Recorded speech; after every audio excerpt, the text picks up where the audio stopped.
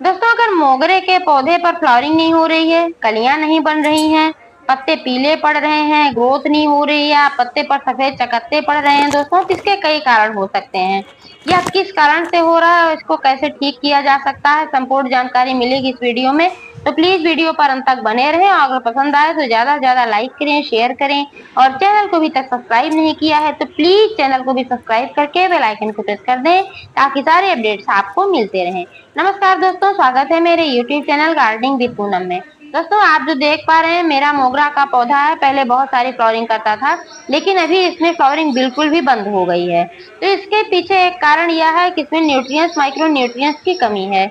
क्योंकि पौधा जब फ्लावरिंग करता है तो इसमें मिट्टी में जो पोषक तत्व होते हैं वो पौधे में चला जाता है। फ्लावरिंग करने में उसको खाने पीने की आवश्यकता ज्यादा होती है तो वो उसमें ले लेता है और फिर मिट्टी में पोषक तत्वों की कमी आ जाती है। इस कारण से इसमें फ्लावरिंग बंद हो जाती है। कई बार फ्लावरिंग बंद होने का कारण होता है, पौधे की ग्रोथ रुकने का कारण होता है कि इसमें कीड़े लग जाते हैं। जब इसमें कीड़ों का अटैक हो जाता है तब भी पौधे की ग्रोथ नहीं होती है और ना ही इसमें फ्लावरिंग होती है। इसमें सबसे ज्यादा अटैक होता है स्पाइडर माइट्स का। स्पाइडर माइट्स बहुत ही खतरनाक होते हैं। एक बार मेरे पौधे पर हो चुका है और बहुत ही परेशानी हुई थी, बड़ी मुश्किल से मैंने ठीक किया है। क्योंकि अगर थोड़े से लगे रहते हैं तब तो बहुत ही आसानी से खत्म हो जाते हैं, लेकिन ज्यादा लग जाते हैं तो फिर बहुत ही मुश्किल हो जाता है। इनको पहचानना भी बहुत मुश्किल हो जाता है। इनका पता भी नहीं चलता, पता तब चलता है जब पौधे आधे खराब हो जाते हैं। इसलिए बारीकी से निरीक्षण करते रहना चाहिए अपने पौधे की कि देखते हैं पौधे में किसी प्रकार के कीड़े वगैरह तो नहीं लगे हैं। स्पाइडर माइट्स का अटैक जब होता है तो पत्तों पर सफेद चकत्ते पड़ने लगते हैं। क्योंकि स्पाइडर माइट्स जो होते हैं तो ये मकड़ी के जाले के तरीके का जाला बनाते हैं, लेकिन उसमें जाला जो होता है वो मकड़ी वाला उसमें जाल होता है, इसमें ऐसे नहीं होता, बस ऐसे झिल्ली टाइप का सफेद सफेद होता है। आप बारीकी से देखेंगे तो आप पत्तों पर ये पाएंगे कि इस पे सफेद सफेद झिल्ली टाइप का है। स्पाइडर माइट्स, जिन्हें हम हिंदी में मकड़ी का कड़ भी कहते हैं, ये बहुत छोटे छोटे होते हैं, अत्यंत सूक्ष्म होते हैं, इसलिए जल्दी दिखते नहीं है। बहुत ही बारीकी से ध्यान से देखने पर ही दिखते हैं और ये पत्तों के पीछे यहाँ पर छुपते हैं, यहीं पर अपनी कॉलोनी बनाते हैं, इसी के पीछे रहते हैं और यहीं पर अपना ग्रोथ करते हैं। ये शाखा के अग्र भाग पर भी ये रहते हैं जहाँ पर कलियां बनती हैं, यहाँ पर भी ये बैठते हैं जहाँ की थोड़ा सा इनको छुपने की जगह होती है, उस जगह पर भी ये छुप कर बैठ जाते हैं और हमारे पौधों को नुकसान पहुंचाते हैं। पौधों के रस को चूस लेते हैं, उसके पोषक तत्वों को चूस लेते हैं और हमारा पौधा निर्जीव हो जाता है। इसलिए बारीकी से पत्तों को पलट कर देखते रहना चाहिए बीच बीच में कि कहीं इस पर स्पाइडर माइट्स का अटैक तो नहीं हुआ है। क्योंकि पहले नहीं पता चलता है, जब ये खराब कर देते हैं तब देखने में पौधा लगता है कि हमारा पौधा बीमार है। लेकिन अगर पहले से हम देख लेंगे कि इस पर स्पाइडर माइट्स हैं तो हम जल्दी इसका ट्रीटमेंट करेंगे और हमारा पौधा जल्दी से ठीक हो जाएगा। यही हुआ था मेरे इस पौधे के साथ। मेरे पौधे में भी स्पाइडर माइट्स का अटैक हुआ था लेकिन थोड़े ही लगे थे तो मैंने इसको ठीक कर लिया। इसके लिए मैंने नीम की पत्तियों का इस्तेमाल किया था। आप चाहें तो नीम ऑयल का भी इस्तेमाल कर सकते हैं, क्योंकि कम मात्रा में जब लगे होते हैं तो नीम ऑयल से बहुत ही अच्छे से सही हो जाते हैं, क्योंकि नीम ऑयल बहुत ही अच्छा पेस्टिसाइड का काम करता है। और नीम की पत्तियों से भी हम कीटनाशक बना सकते हैं। इसका वीडियो मैंने अपने चैनल पर डाल रखा है, अगर आपको चाहिए तो आप चैनल पर जाकर देख सकते हैं। ताजी नीम की पत्तियों से कीटनाशक बनाना बहुत ही आसान है और बहुत ही काम का होता है, परफेक्ट है एकदम से, बहुत 100% ही इससे कीड़े नष्ट हो जाते हैं। मैं तो यही इस्तेमाल करती हूँ, कभी बाजार से नहीं मंगाती हूँ। आसपास नीम के पेड़ अक्सर होते ही हैं तो नीम की ताजी पत्तियों को लाकर उसको धो लेना है और उसके बाद फिर उसको पीस लेना है, थोड़ा सा पानी डालकर मिक्सर में। पीसने के बाद जब वो उसका पल्प हो जाता है, निकलता है, तो उसको बारीक कपड़े से, सूती कपड़े से छान कर उसका रस निकाल लेना है। फिर इस रस में जैसे 100 ml रस निकला हुआ है तो इसमें 1 लीटर पानी डालकर इसको डाइल्यूट करना है। फिर स्प्रे बोतल में भरकर इसको अपने पौधों पर छिड़के, लेकिन छिड़कते समय इस बात का ध्यान रखें कि आप उस जगह पर फोकस करें जहां पर कीड़े लगे हुए हैं। अगर आपके पौधे पर कीड़े नहीं लगे हैं तब भी आप इसका इस्तेमाल कर सकते हैं, तब आपके पौधे में कीड़े लगेंगे नहीं, क्योंकि इसकी स्मेल से बहुत सारे कीड़े दूर भागते हैं और जो रहते हैं वो नष्ट हो जाते हैं। इसलिए बहुत ही काम का है, बहुत ही अच्छा होता है। लेकिन दोस्तों अगर इससे भी आपके पौधे के कीड़े खत्म नहीं हो रहे हैं तो आप बाजार से पेस्टिसाइड फंगीसाइड खरीद कर ला सकते हैं, आप उसका इस्तेमाल कर सकते हैं। लेकिन उसका इस्तेमाल करने से पहले आप इंस्ट्रक्शन को जरूर पढ़ें कि उसमें किस तरीके से किस मात्रा में डालने के लिए लिखा गया है, क्योंकि कई बार अगर ज्यादा हो जाता है तो फिर हमारा पौधा जल जाता है, हमारा पौधा नष्ट हो जाता है। इसलिए उसको पढ़ना बहुत ही आवश्यक होता है। हर तरीके के पेस्टिसाइड अलग अलग मात्रा में डाले जाते हैं। कई पेस्टिसाइड होते हैं कि 1-2 चम्मच ही पूरे गार्डन के लिए पर्याप्त होते हैं। उनको अगर आप ज्यादा डाल देंगे तो फिर आपका पौधा नष्ट हो जाएगा। मोगरे के पौधे को आप जमीन में भी लगा सकते हैं, गमले में भी लगा सकते हैं, लेकिन गमले में थोड़ी देखभाल ज्यादा करनी पड़ती है क्योंकि गमले की मिट्टी सीमित होती है, तो उसमें न्यूट्रिएंट्स माइक्रो न्यूट्रिएंट्स भी सीमित होते हैं और फिर उसमें दोबारा डालने की आवश्यकता होती है। जमीन में भी खाद डालने की आवश्यकता होती है, लेकिन जमीन में फिर भी थोड़ा पोषक तत्व जमीन से मिलते रहते हैं तो थोड़ा अच्छा रहता है ज्यादा। आप जो देख पा रहे हैं मेरा दूसरा पौधा है, मैंने जमीन में लगाया हुआ। आप देख पा रहे हैं इसमें कितनी ढेर सारी कलियां बनी हुई हैं और कितने ढेर सारे इसमें फूल खिले हुए हैं। कितना सुंदर लग रहा है, कितना स्वस्थ लग रहा है मेरा यह पौधा जमीन वाला। लेकिन दोस्तों यह गमले वाला पौधा भी बहुत ही अच्छी फ्लावरिंग करता था, लेकिन अभी इसमें पोषक तत्वों की कमी आ गई है, क्योंकि जब पौधा फ्लावरिंग करता है, पौधे की ग्रोथ होती है, तो पौधा मिट्टी के सारे पोषक तत्व सोख लेता है, इसलिए पौधे में फिर दोबारा खाद डालने की आवश्यकता होती है। मोगरा के पौधे में वैसे भी 2 महीने में एक बार खाद अवश्य डालना चाहिए। और आज मैं अपने मोगरा के पौधे में 2 खाद डालूंगी। एक तो यह जो मेरे हाथ में है ये एनपीके है, मोगरा के लिए स्पेशल है एनपीके। आप देख पा रहे हैं डिब्बे पे जो है इस पे लिखा भी है एनपीके मोगरा फ्लावर।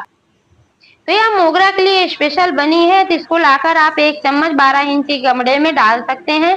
डालने से पहले मिट्टी की गुड़ाई अवश्य करें। इतनी गुड़ाई करें कि पतली वाली छोटी वाली जड़ें दिखने लगें और गुड़ाई करके आप 2-3 दिनों तक छोड़ दें, इसमें धूप लगने दें। उसके बाद इसमें खाद डालें तो बहुत ही अच्छा रिजल्ट आता है। खाद डालने के बाद इसमें थोड़ा सा पानी अवश्य डालें, लेकिन अगर आप चाहें तो अलग अलग भी लाकर यहाँ मिलाकर डाल सकते हैं।